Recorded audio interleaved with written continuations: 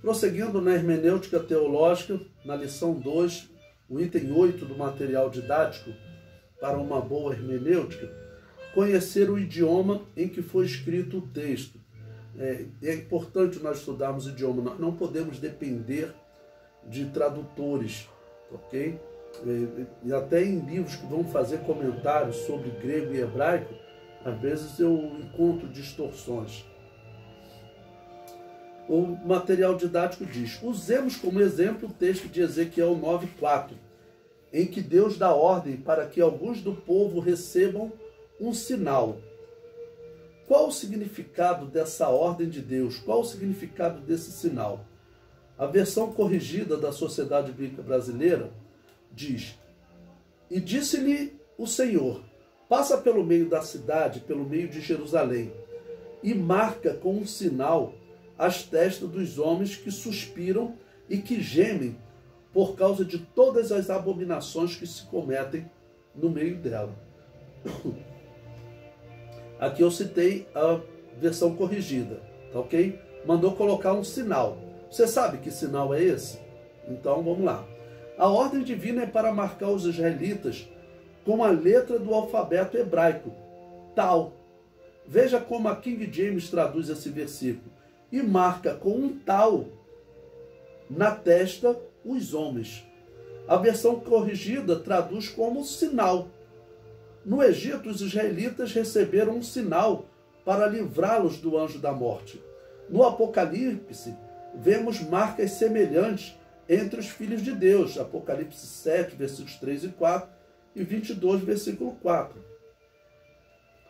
No Egito, as famílias foram marcadas com sinal de sangue nos umbrais das portas.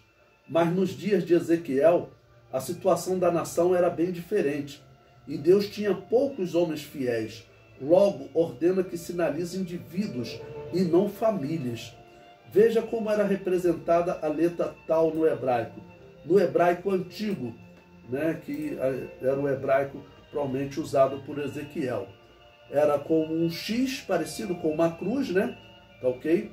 Ou também com um T, também parecido com uma cruz. Assim no hebraico antigo.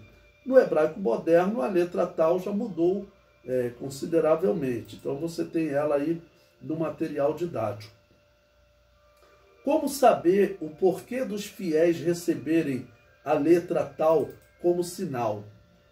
O tal era a última letra do alfabeto hebraico.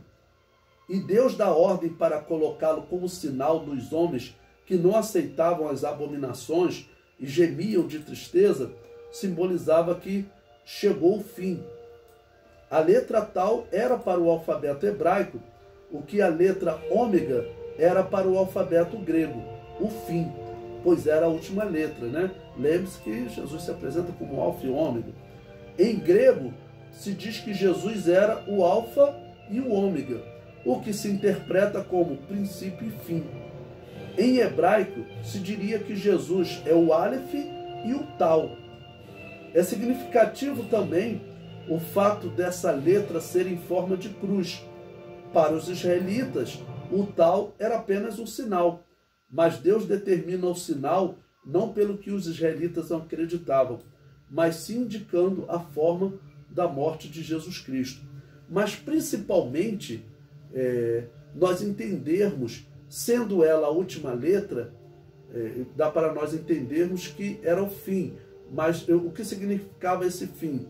Esses fiéis que gemiam, eles estavam protegidos desse fim. Mas como assim, pastor? Ezequiel foi cativo, mas ele estava protegido lá. Daniel foi cativo, mas ele estava protegido lá. Os amigos de Daniel estavam protegidos. Para o cativeiro, Deus não livrou os seus profetas. Ele manteve um profeta na terra, Jeremias, um profeta cativo entre os ricos, Daniel, um profeta cativo entre os pobres, Ezequiel. Deus precisava do profeta lá para manter aqueles, vamos dizer, que eram fiéis, ou mesmo aqueles que estavam errando, que ele se recuperasse, voltasse atrás dos seus erros. Então, por isso que Ezequiel foi levado, mas Deus o protegia lá. Então, por isso que Deus mandou colocar um sinal. Ezequiel já estava no cativeiro, Mas lá em Israel haviam homens fiéis. Eles seriam guardados, até porque haveriam destruições piores vindo sobre Jerusalém. E assim como Jeremias foi protegido, ele foi guardado por Deus. Então a mensagem era essa. Então tem questões que nós realmente necessitamos estudar o grego e o hebraico.